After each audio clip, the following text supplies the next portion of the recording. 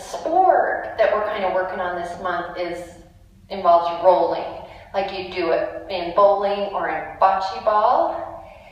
And there's 4 words that we've been practicing, and I want you to practice. It's ready, swing, step, and look how low my knees have to bend, and then I roll. And I roll the ball right on the ground.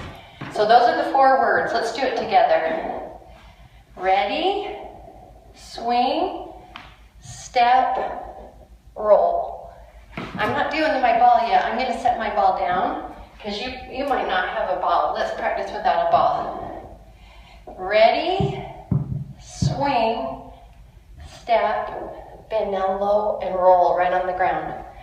One thing that's really important is that whichever hand you write with, that's the hand that holds the ball. So I write with this hand, so I'm going to hold the ball in that hand. It swings back, and then I got to step with my other leg, not my same leg as my hand, my other side. I step, get down low, and roll. Okay, so you can practice with or without a ball. Let's do one more time. Ready, swing, step, roll. All right, good job.